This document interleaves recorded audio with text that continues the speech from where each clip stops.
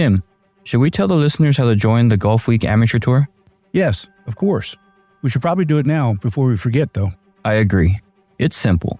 All you need to do is go to amateurgolftour.net, click the Join the Tour button, and pay your local tour's membership. Thanks, Chris. Membership for 2024 is open, so register today to join the oldest, largest, and best amateur tour in the country. And remember, this podcast can be found on all the major platforms. So make sure you like, download, and share it with all your friends and family. Chris, that's a great idea. Now, on to the show.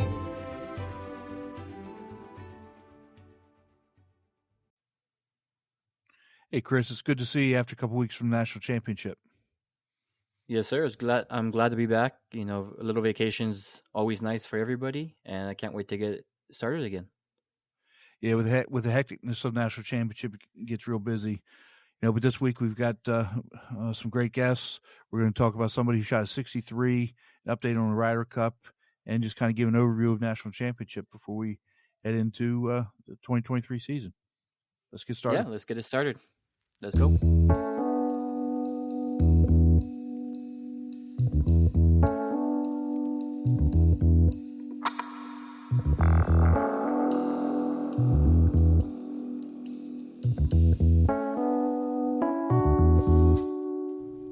Welcome to the Golfweek Amateur Tour, the podcast. We are your hosts, Tim Newman and Chris Rocha. As the oldest and largest amateur golf tour in the country, we put on individual stroke play golf tournaments that are handicapped by flights in 48 cities across the country. The Golfweek Amateur Tour, where amateurs play like pros.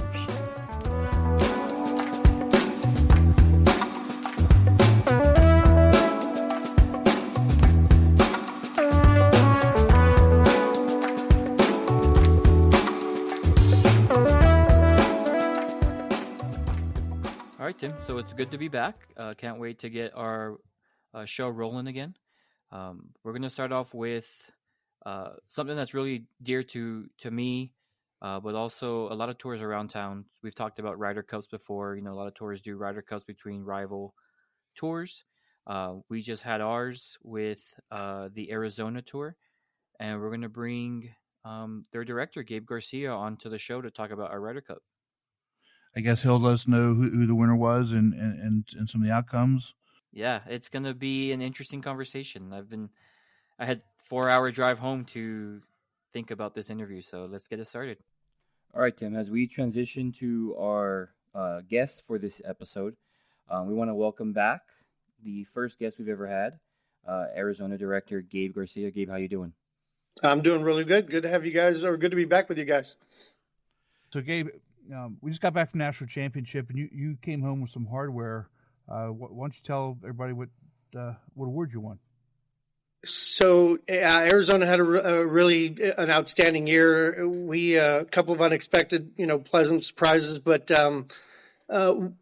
what we were able to accomplish, we had 200 members again for the second year in a row, which was a big deal for us. We were pushing really hard on that, especially having started a senior tour this year.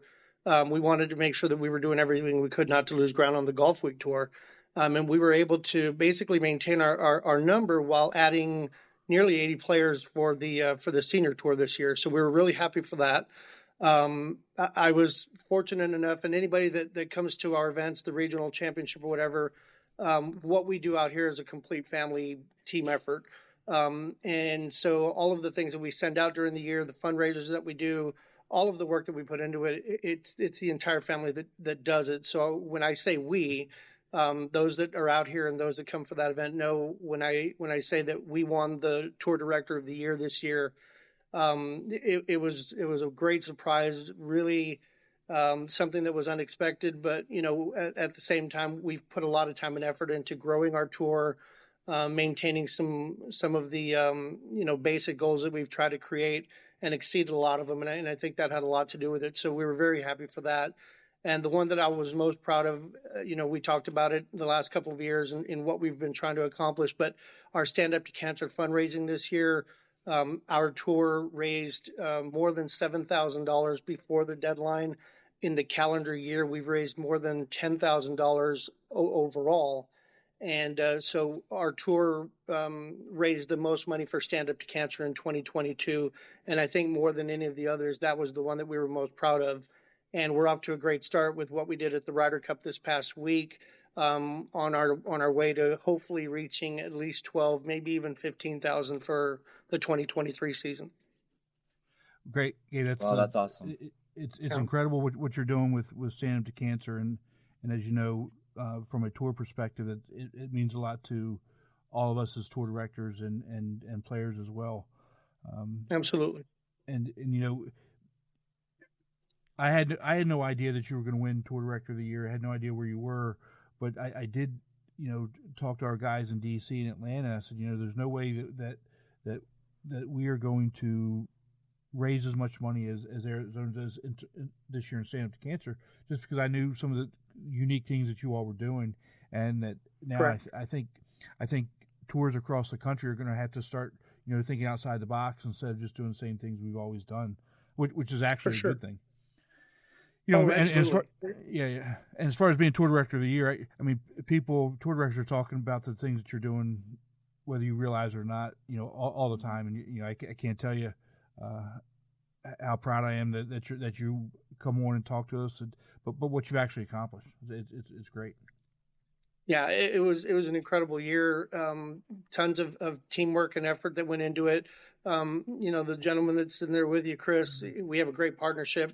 And we made it a point talking with all of the Arizona and El Paso guys that were together this weekend that a lot of what we did and two of the bigger events that we had as far as fundraising this year were dual tour events that we run with the El Paso tour. And so, you know, one of the big things, I think what we do out here is a little bit more of a challenge because we're so far apart, but the partnership that we have and the ideas that we share and all of that, I think of all tour directors, I think we all joke about this. The more ideas you steal, the more ideas you have.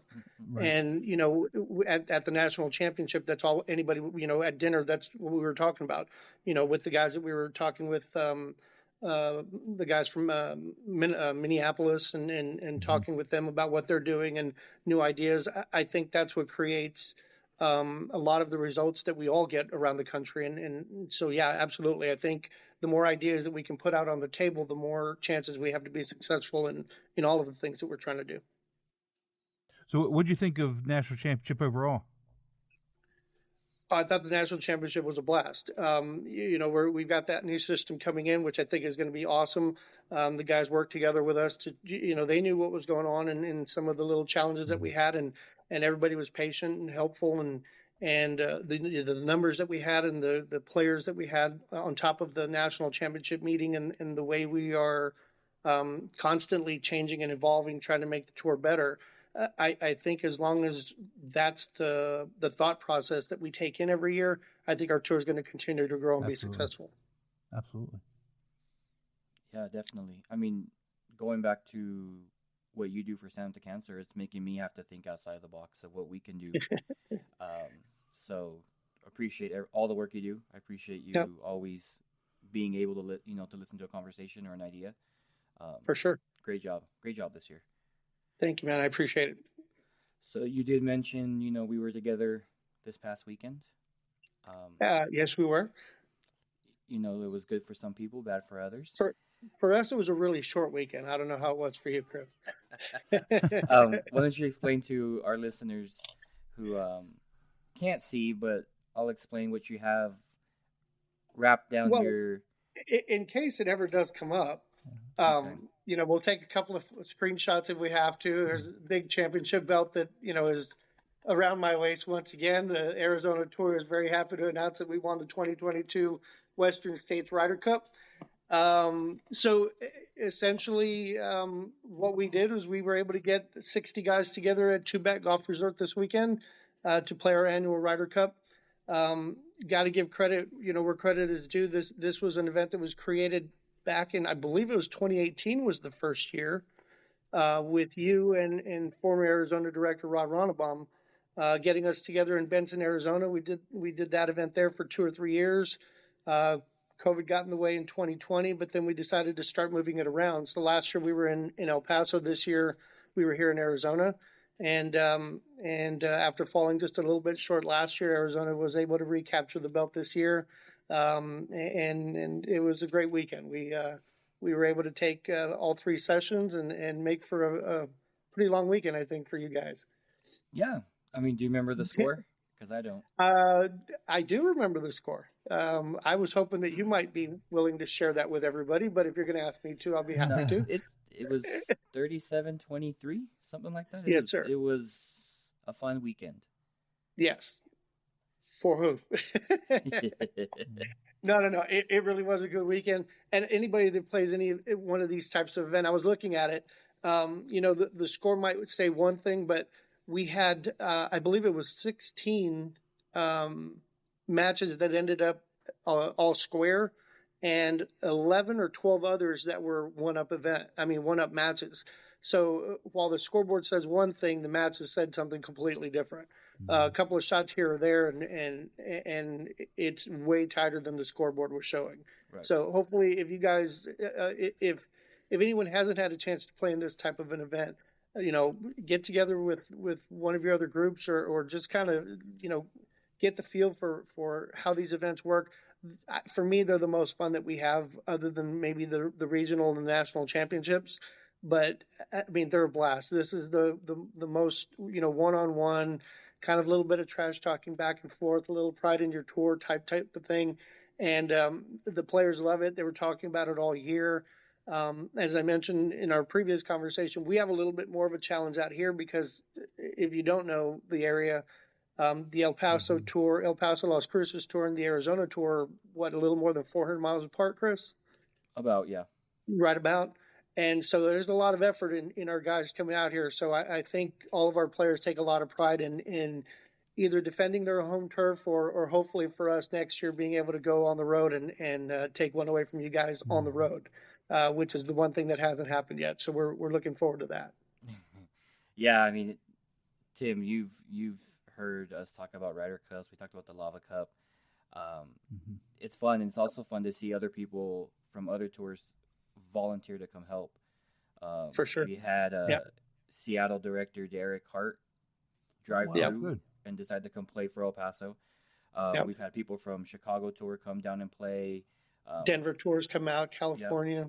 We've had players all over the place. Yeah, we're making a big scene on the West Coast with our Ryder Cup. So Lava Tour, you're next. I mean, maybe we have to do a Lava Tour versus Western States Tour event. See how that turns out. I'm calling in now.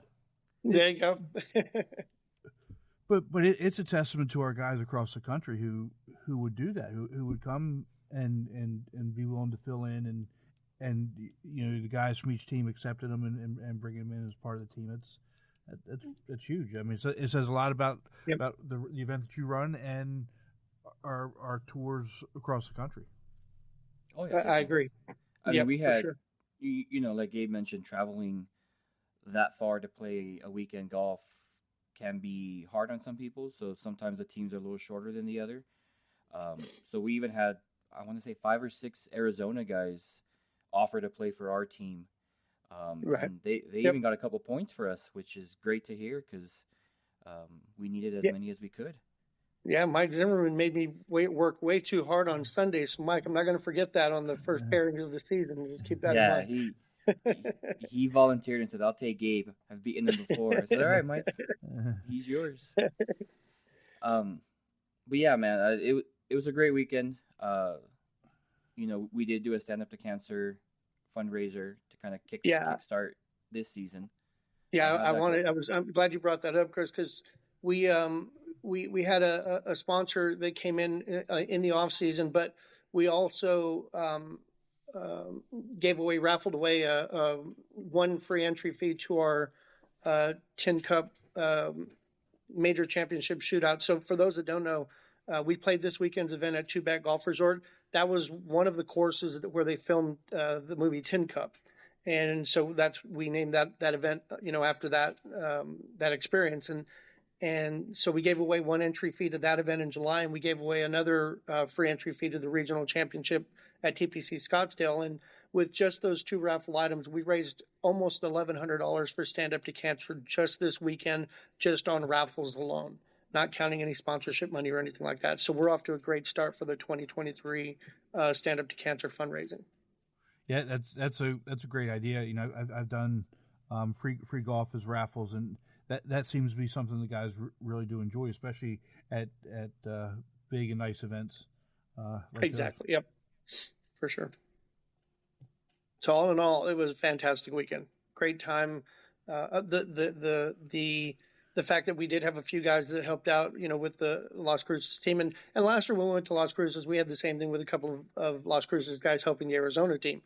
So it goes back and forth, but just the camaraderie that's built, the back and forth, playing against guys in some pretty, I can only speak from the 3 matches that I was in, but, all 3 of the matches that I was in were really close. And, the guy that you're playing against is pulling for you to hit that good shot just as much as, they want to hit one for themselves. And it was that kind of camaraderie and that kind of atmosphere that really makes that event the most fun. When in Ryder Cup, you tend to hit shots that you wouldn't even try to hit during a regular tour event. And when you pull them off, the reaction of everybody that's excited to see that you were able to do that is really special. Right. Oh yeah. It can be fun, especially when you get to hit 2 balls like I did in the 2-match scramble. That works out for me every time. Yeah. Always plays second. Well, so Chris had they had one guy not make it on for a couple of the sessions actually. So Chris did double duty and was playing 2 guys. So the first day he played a 2-man scramble by himself.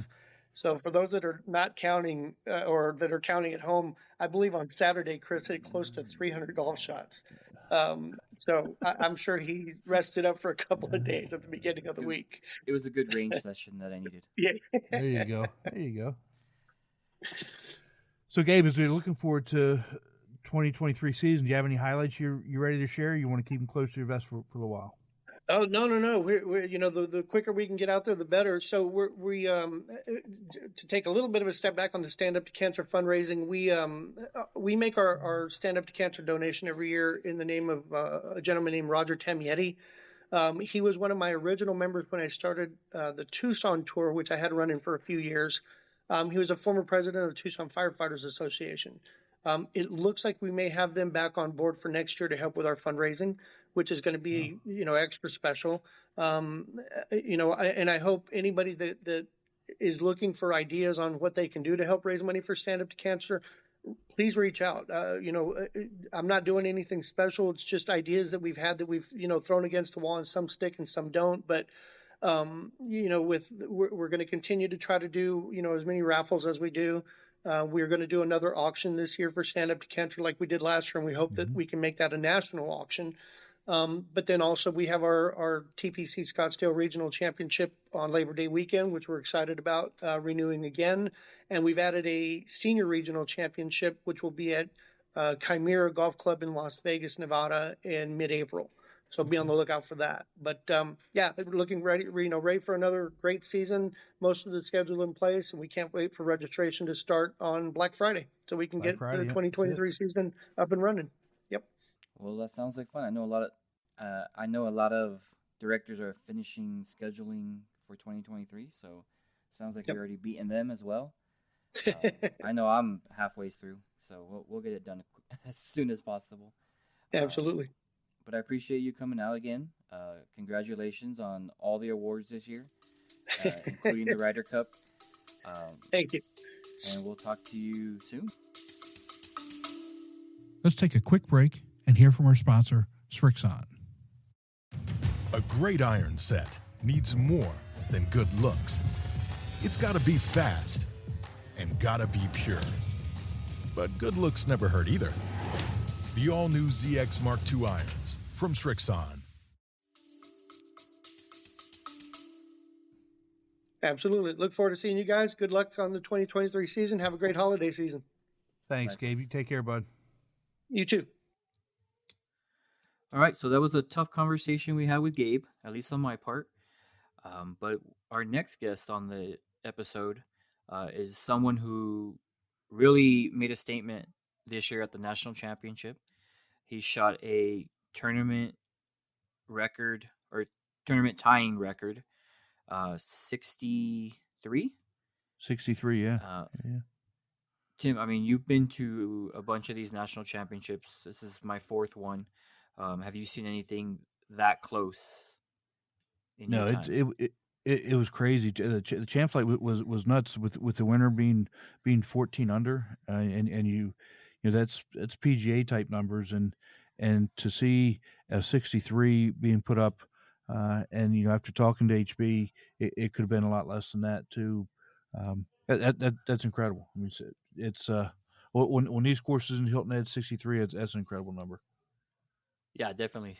So let's go ahead and bring him in, Mr. HB Kim. HB, how you doing? I'm doing well. Thanks for having me back on the show. Welcome back, and just kind of want to talk about your phenomenal round that you had. That was the second round of national championship. Awesome. Yeah, it was definitely an experience. It was a great course. I love the course. It was very wide open, just like Chris said it was going to be. I had a good time with a lot of the playing partners that I had. But overall, great experience. Really good experience. So you guys played out of Hampton Hall, right? Correct. Yes. Yeah, so in case anybody that wasn't there hasn't heard, you shot a 63 9 under. From what you told me, it could have been even better. Couple lip out birdies. What is your mindset when you see, you're at -4, -5, and it just keeps going? What are you thinking at that point? So when I get a really good round going, first of all, I wanted to always start as early as possible, like get that birdie in and just kind of get that train rolling. But once it gets going, my mindset is obviously just pedal to the metal, just keep going. Um, I try not to think about, oh, I just made birdie. I need to make another one. I just hit the shots. It's one at a time. The most important thing is staying right here, right now, and not worry about what's going to happen next. I did notice the first day they paired you with one of the, or well, actually with three of the previous national champions and the names that everybody knows of. Did you feel any nerves going into that round? Getting to meet these guys that have actually completed the task, anything like that? Not so much. The season really helped me prepare for just getting rid of that because it's just again trying to get to the point where it's just another day of golf. And for me, the whole stimuli was more of like this is a new course. I didn't get a chance to play it, so I was way more focused on where to put the ball right here. With the wind and how the grass was. I think the biggest factor the first day for me was getting to know the fairways again because it was real soggy at various points of the course. So I actually had a hard time getting through the ground. So as I hit the ball, I had a lot of pitches that got real stuck, taking these like 5-inch divots flying in the air, and so I struggled with distance control because I just couldn't get through the grass. So in regards of playing partners, no, and that it doesn't bother me. It just another guy out there just playing with new people. I enjoy meeting new people, playing my round, but it's always what am I gonna do right here, right now? So really blocking those external factors isn't such a big deal for me anymore. I gotten very good at doing that. The final round, you were paired with the eventual winner, and he shot a 64 to your 63 the day before. Um, are you watching him and or are you blocking that out and just really kind of concentrate on what you're doing um, throughout the round? Well, actually, I was behind the leaders. So I was playing behind Genki and Lance. So I wasn't really able to see what they were doing, and Okay. then the system was down, so I had no idea where they were the entire round.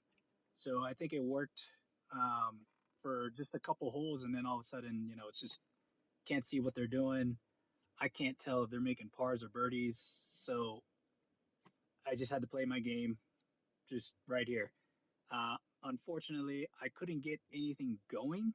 So I don't know. It's just one of those days where I got up, swing just didn't feel pretty good. My body just didn't feel right that day. So I just couldn't get anything going. Yeah, but that's golf though. Oh, yeah, that's golf. And I accept it. So it is what it is. I wish I could play awesome every day, but for I think 80% of the rounds that I play, it's always a struggle. Like didn't mean to put it there. Didn't mean to put it there. I wanted to make that putt, didn't go in. So just all those little things, and then making a double on the last hole didn't really help either. So, Ouch! That hurts. I mean, oh for yeah, people who that was a go ahead. tough pin placement for me because it was right up on the slope, front left, number 9, or 18, sorry. And so I had made the putt so that I took the break off, but it still ended up on the high side. And then I lipped out that second putt coming in. So it's just, it is what it is. I mean, that's golf for you. Right. And we've talked about it before on the show. A lot of people make this national championship a golf vacation, Right. go out with your buddies and play.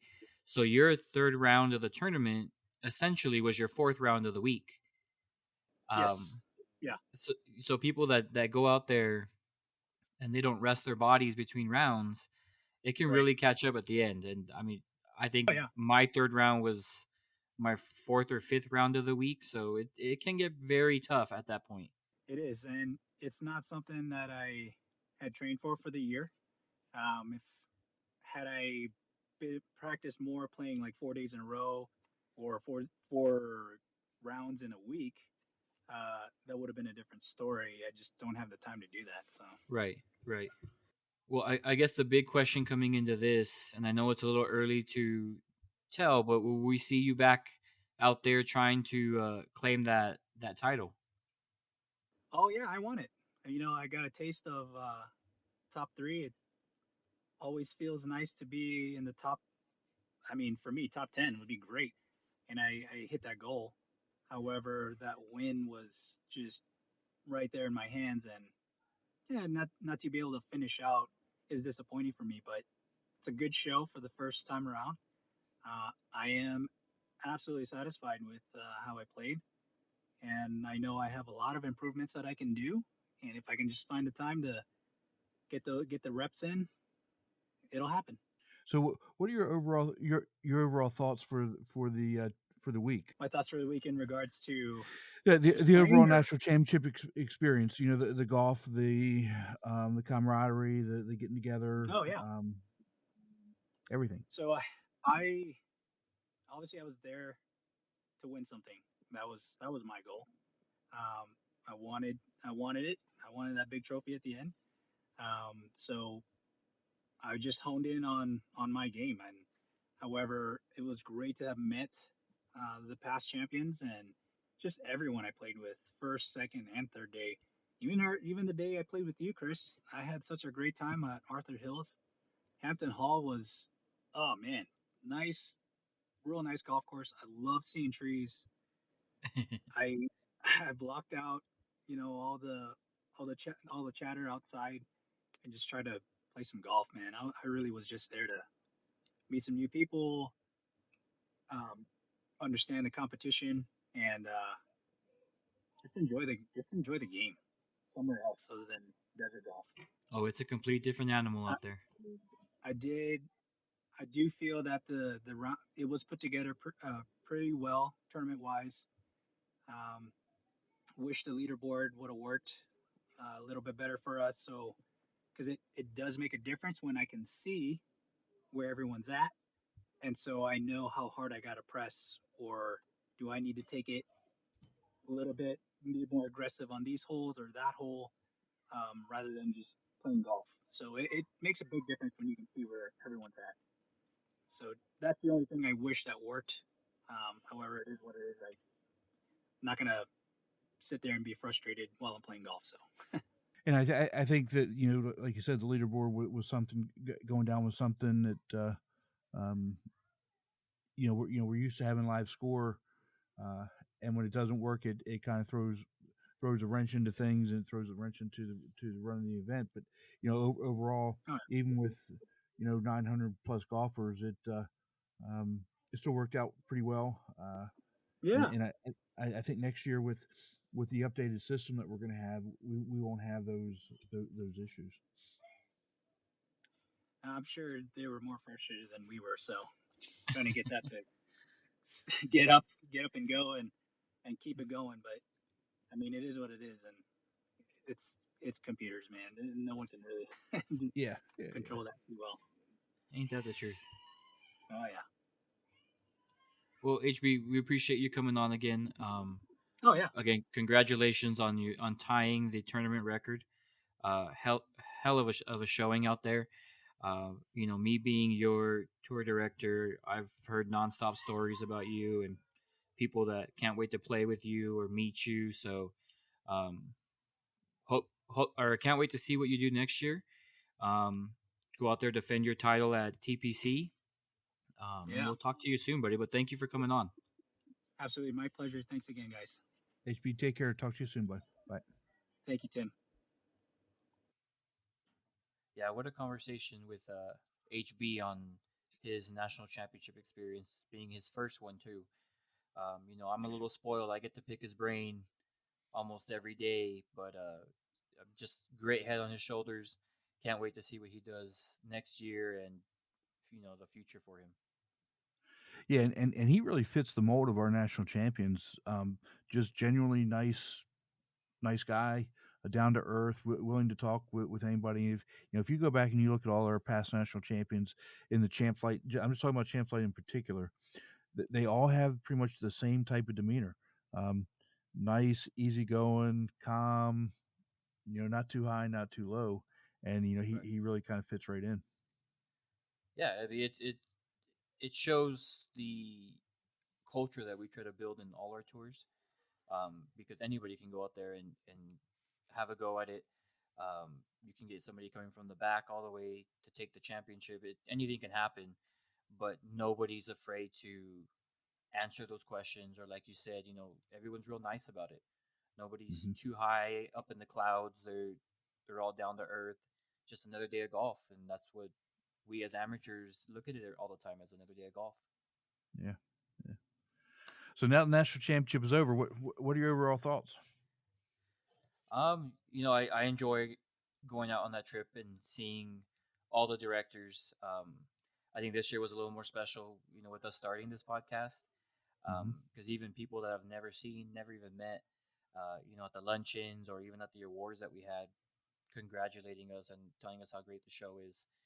It's encouraging because you don't get to see that when you have podcasts. You get to see the numbers, but you don't get to actually hear the comments. So it was fun to be able to have that interaction with people. Yeah, it really was. I wish we had the time to actually do broadcast live like we had talked about, but with the way things kind of went down and just kind of happened, there really wasn't a whole lot of time for anything. Right. Let's take a quick break and hear from our sponsor, Srixon.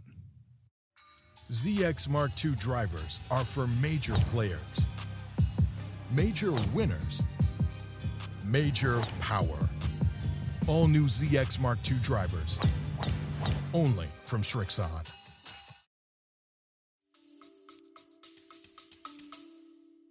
Right.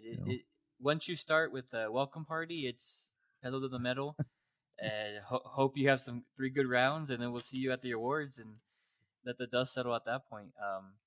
But we will, eventually, hopefully this 2023 national championship, we can get a little table out there, have some live shows, and we'll get it better. I know we will. Or maybe even some of the regionals. We if you're up for traveling, we could travel out to one and do one. But we'll talk about that later. And yeah, from because I think we got a really good reception from that.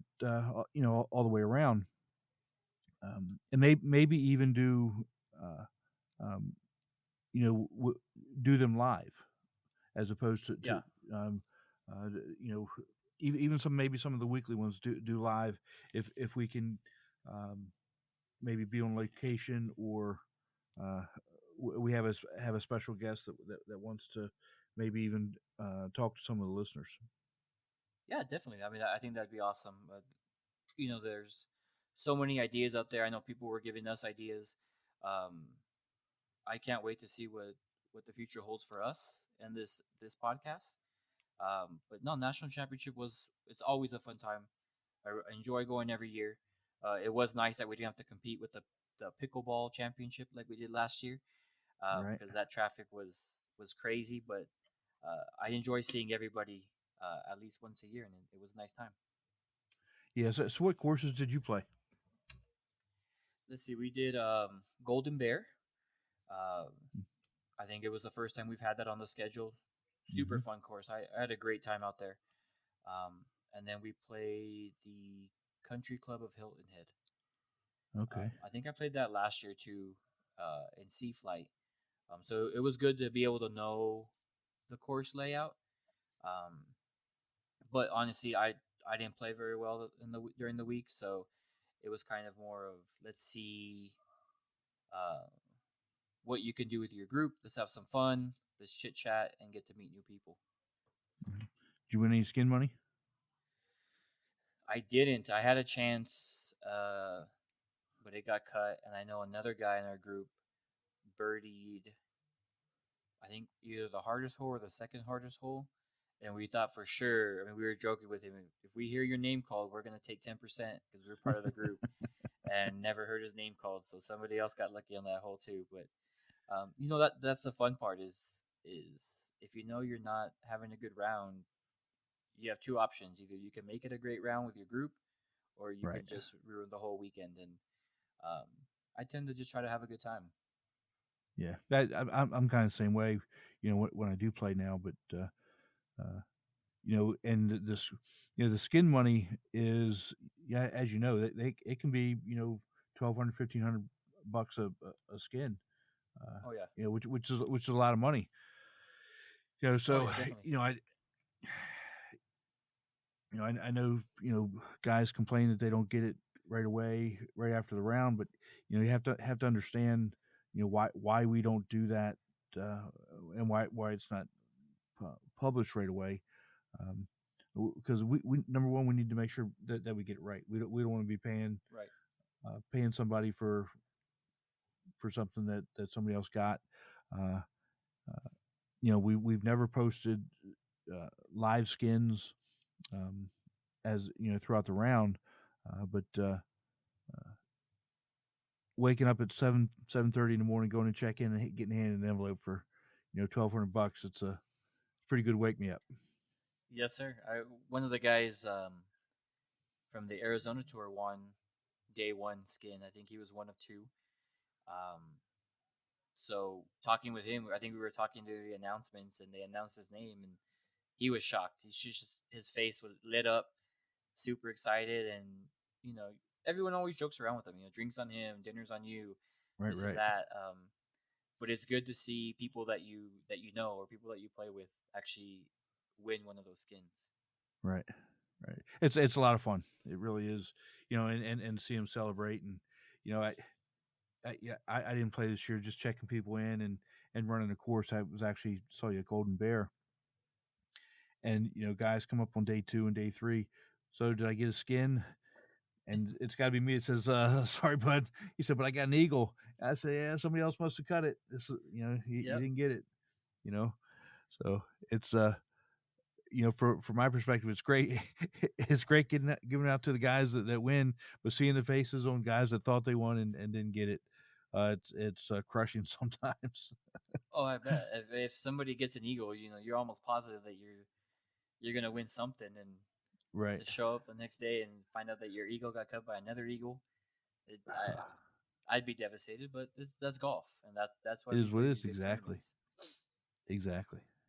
No, So, but I mean, go ahead. no, I was just gonna say, with HB mentioning about live scoring, and you and me knowing what's the future holds for that, I think all our members are going to be happy with the final product that we do release coming up, hopefully before the season. Yeah, I think they will. That new system, once it's done, it's going to be, from what we saw, it's going to make our job as tour directors so much easier.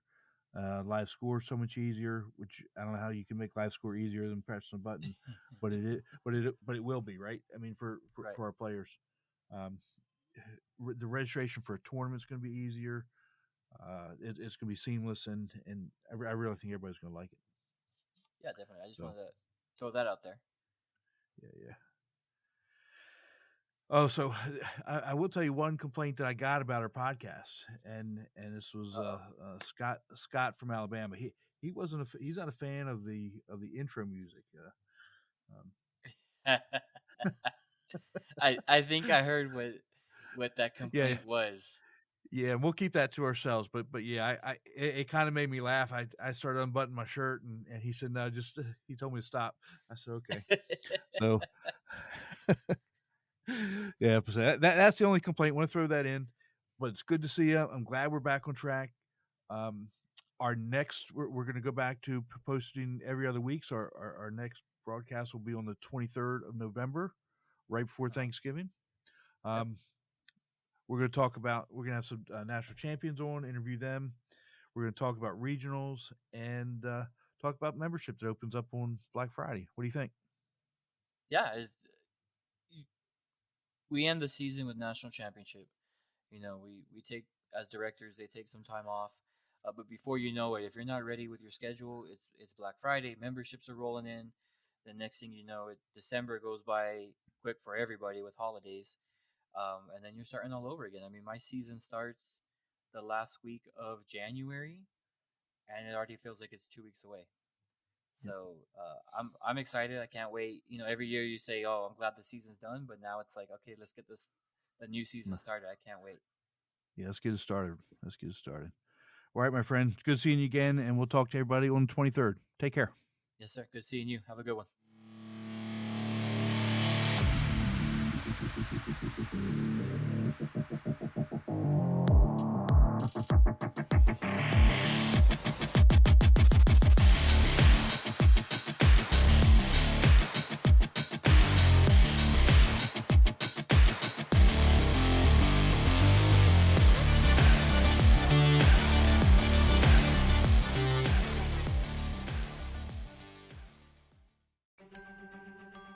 Chris, we didn't do it again. What didn't we do? We didn't say how to join the tour. That's right. It's simple. All you need to do is go to amateurgolftour.net, click the Join the Tour button, and pay your local tour's membership. Thanks, Chris. Membership for 2024 is open, so register today to join the oldest, largest, and best amateur tour in the country.